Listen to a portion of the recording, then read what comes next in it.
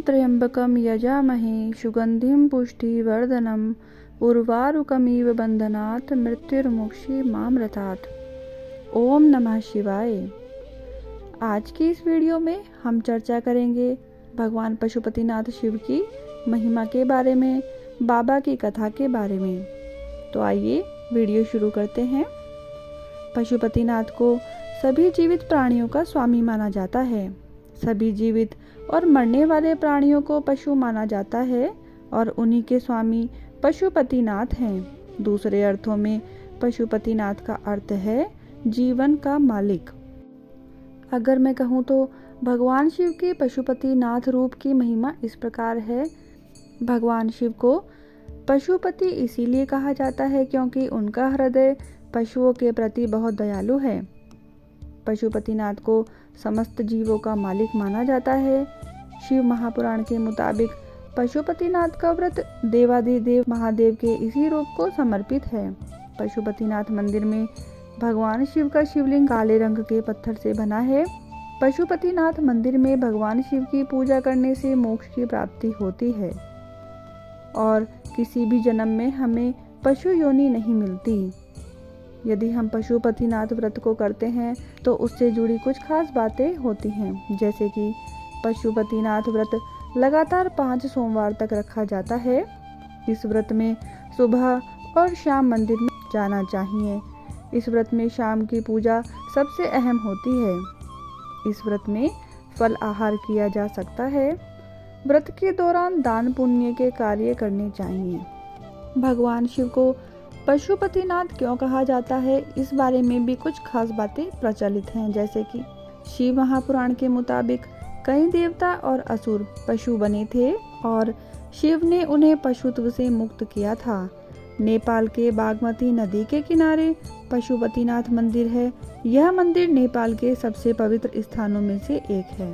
मंदसौर में भी भगवान पशुपतिनाथ जी का मंदिर है। यह मंदिर शिवना नदी के किनारे बना है। पशुपतिनाथ मंदिर में 4 मुंह वाला शिवलिंग है और इसी मंदिर में पंचमुखी शिवलिंग भी है। पशुपतिनाथ मंदिर में अष्टमुखी शिवलिंग भी है। इस मंदिर के बारे में कुछ खास बातें भी जुड़ी हैं, जो कि इस प्रकार है। पशुपतिनाथ मंदिर में भगवान शिव की मूर्ति को एक ही पत्थर पर बनाया गया है। पशुपतिनाथ मंदिर में भगवान शिव की मूर्ति इतनी विशालकाय थी कि उसे निकालने के लिए 16 बैलों की जोड़ी लग गई थी। नेपाल के पशुपतिनाथ मंदिर को कुछ मायनों में बाकी मंदिरों में सबसे प्रमुख माना जाता है। पशुपति का अर्थ है पशु मतलब जीवन और पति मतलब स्वामी या मालिक, यानी जीवन का मालिक या जीवन का देवता। पशुपतिनाथ दरअसल 4 चेहरों वाला लिंग है। पूर्व दिशा की ओर वाले मुख को तत्पुरुष और पश्चिम की ओर वाले मुख को सद्योत कहते हैं।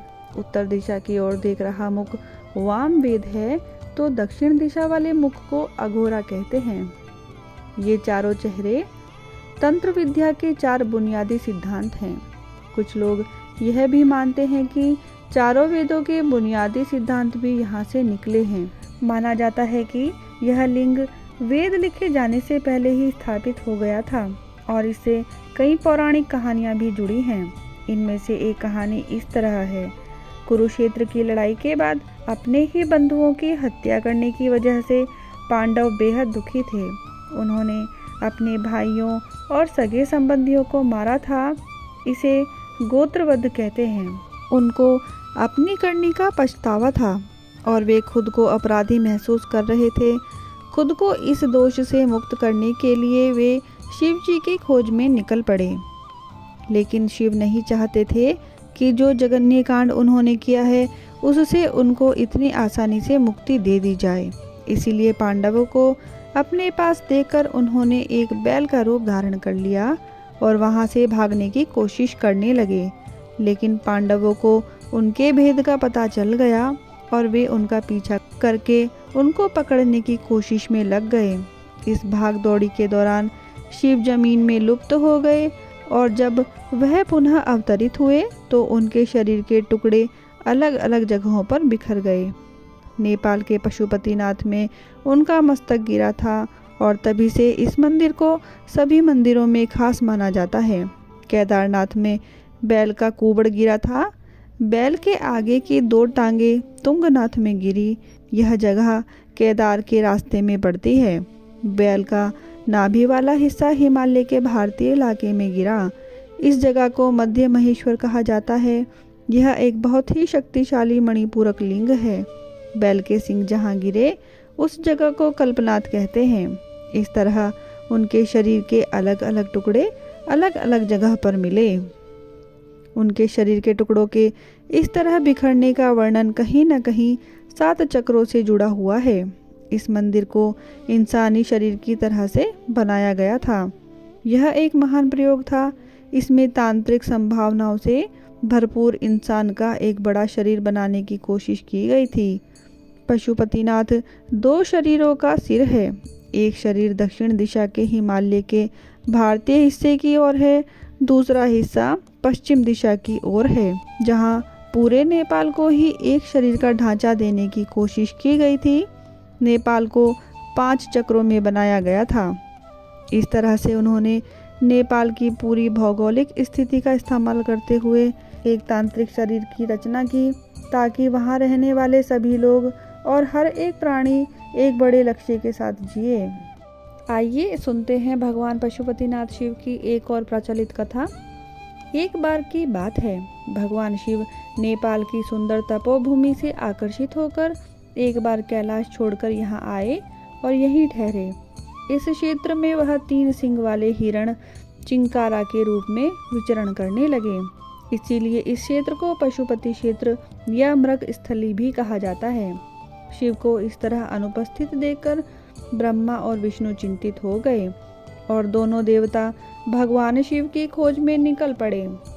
इस रमणीय क्षेत्र में उसने एक देदीप्यमान मोहक 3 सिंगों वाला मृग विचरण करते हुए देखा। उन्हें मृग रूपी शिव पर शक होने लगा। योग विद्या से ब्रह्मा जी ने तुरंत पहचान लिया कि यह मृग नहीं बल्कि भगवान आशुतोष हैं। तुरंत ही ब्रह्मा जी उछल पड़े और मृग के सिंग को पकड़ने की कोशिश करने लगे। इससे मृग के सिंग के 3 टुकड़े हो गए। उसी सिंग का एक पवित्र टुकड़ा टूटकर यहाँ भी गिर गया, जिसकी वजह से यहाँ पर महारुद्र जी का जन्म हुआ, जो आगे चलकर पशुपतिनाथ जी के नाम से प्रसिद्ध हुए। भगवान शिव जी की इच्छा के अनुसार भगवान विष्णु ने भगवान शिव को मोक्ष देने के बाद नागमती के ऊंचे टीले पर एक लिंग स्थापित किया, जो पशुपति के रूप में प्रसिद्ध हुआ। आइए अब जानते हैं भगवान पशुपतिनाथ शिव व्रत की महिमा के बारे में एवं व्रत विधि के बारे में। पशुपतिनाथ व्रत भगवान शिव को समर्पित है, तो हम यह भी कह सकते हैं कि यह व्रत भगवान शिव से संबंधित है। भगवान शिव दीन दयालु हैं। इस व्रत से आपके जीवन की सभी कठिनाइयां समाप्त हो जाती हैं और आपके जीवन में आनंद ही आनंद हो जाता है। यह व्रत मुख्य रूप से 5 सोमवार को किया जाता है। इस व्रत का प्रारंभ शुक्ल पक्ष के सोमवार के दिन से किया जाता है और इस व्रत में क्या क्या सावधानी बरतनी चाहिए, आइए जानते हैं। इस व्रत को रखने का पहला नियम यह है कि जिस सोमवार से यह व्रत रखना है उससे एक दिन पहले ब्रह्मचर्य का पालन करें। सोमवार के दिन सूर्योदय से पहले उठकर नित्य कर्मों के बाद यदि आपके घर के पास कोई पवित्र नदी बह रही है तो जाकर उसमें स्नान कर लें, नहीं तो नहाने के पानी में थोड़ा सा गंगा जल मिलाकर घर पर ही स्नान करें। स्नान के बाद पूजा की थाली बनाएं, जिसमें धूप, दीप, शमी पत्र, बेल पत्र, भांग, धतूरा, मंदार पुष्प, पंचामृत आदि भगवान शिव के मंदिर में लेकर जाएं। याद रखें कि व्रत के पहले दिन आप जिस मंदिर में जाते हैं बाकी के 4 सोमवार उसी मंदिर में जाएं। शिव मंदिर में जाकर घी का दीपक जलाएं। हो सके तो मिट्टी या आटे का दीपक भी बनाया जा सकता है। हो सके तो शिवलिंग के आसपास की जगह को अच्छे से साफ कर लें। अब सबसे पहले शिवलिंग पर जल चढ़ाएं। जल चढ़ाते समय मन ही मन भगवान शिव के किसी भी मंत्र का जाप करते रहें। उसके बाद पंचाभिषेक यानी दूध, दही, घी, शहद और अंत में फिर से जल चढ़ाएं। पंचाभिषेक करने के बाद शिवलिंग पर बेलपत्र मंदार के फूल आदि पूजन सामग्री चढ़ाकर मिठाई चढ़ाएं। ध्यान रहे कि शिवलिंग से हमेशा धूप दीप आदि कुछ दूरी पर रखना चाहिए। देखा गया है कि भक्त अक्सर शिवलिंग पर ही अगरबत्ती आदि जलाते हैं, जो सर्वथा अनुचित है। इसके बाद घर आकर फल आहार करें। शाम को दोबारा मंदिर जाएं और 6 दीपक भी साथ में लेकर जाएं। इसमें से 5 दीपक मंदिर में ही जला लें और आखिरी यानी छठा दीपक अपने साथ घर ले आएं। घर आकर इस दीपक को प्रवेश द्वार पर अपने दाहिने हाथ यानी दरवाजे के दाहिनी तरफ जलाएं। जो मिठाई आप मंदिर ले गए थे उसे 3 भागों में बांट लें। 2 भाग मंदिर में ही भोग लगाएं और तीसरा भाग घर में लेकर भगवान शिव को अर्पित कर प्रसाद रूप में ग्रहण करें। अब आप व्रत का पारण कर सकते हैं, लेकिन ध्यान रहे कि नमक का प्रयोग न करें। यह क्रम लगातार 5 सोमवार तक करें। पशुपति व्रत 5वें सोमवार को मनाया जाता है। उपवास के दौरान हमें कुछ सावधानियां भी रखनी चाहिए, जैसे कि पूजन सामग्री में शुद्धता का विशेष ध्यान रखें। शिवलिंग पर चढ़ाए जाने वाले पत्र, मंदार के फूल आदि साफ होने चाहिए और ध्यान रहे कि पत्ते कटे या फटे नहीं होने चाहिए। कुछ धार्मिक मान्यता के अनुसार सोमवार के दिन बेलपत्र नहीं तोड़ना चाहिए। इसके लिए एक दिन पहले यानी रविवार के दिन बेलपत्र तोड़कर सुरक्षित रख लें। भगवान शिव को प्रिय यह पशुपतिनाथ व्रत निश्चय ही सभी मनोकामनाओं को पूर्ण करने वाला होता है। व्रत के दौरान काम, क्रोध, लोभ, मोह और अहंकार जैसे विकारों से दूर रहें। व्रत के दौरान भूलकर भी किसी भी तामसिक पदार्थों का सेवन नहीं करना चाहिए। वैसे तो कभी भी हिंसा नहीं करनी चाहिए, लेकिन इस दौरान कभी भी इंसान या किसी जानवर के साथ हिंसक व्यवहार नहीं करना चाहिए।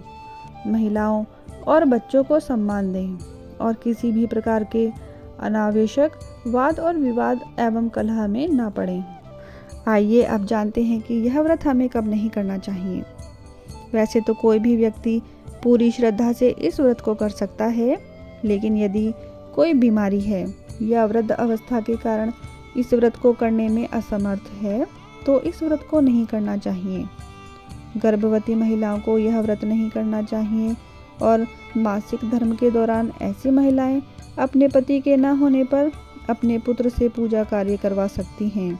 उनके लिए केवल पूजा विधि ही वर्जित है, अन्यथा ये व्रत भी रख सकते हैं। आइए अब जानते हैं कि यह व्रत कितने करने चाहिए। मुख्य रूप से सभी को 5 व्रत करने चाहिए। बात का ध्यान अवश्य रखना चाहिए कि जब आप व्रत शुरू करें उस दिन सोमवार होना आवश्यक है। उसके ठीक 5 सोमवार बाद व्रत को पूर्ण करें। आशा करती हूँ कि यह वीडियो आप सभी को प्रिय लगी होगी। यदि आपको वीडियो प्रिय लगी है तो कमेंट बॉक्स में जय पशुपतिनाथ अवश्य लिखें। वीडियो को लाइक करें, शेयर करें और मेरे चैनल को सब्सक्राइब करना ना भूलें। धन्यवाद।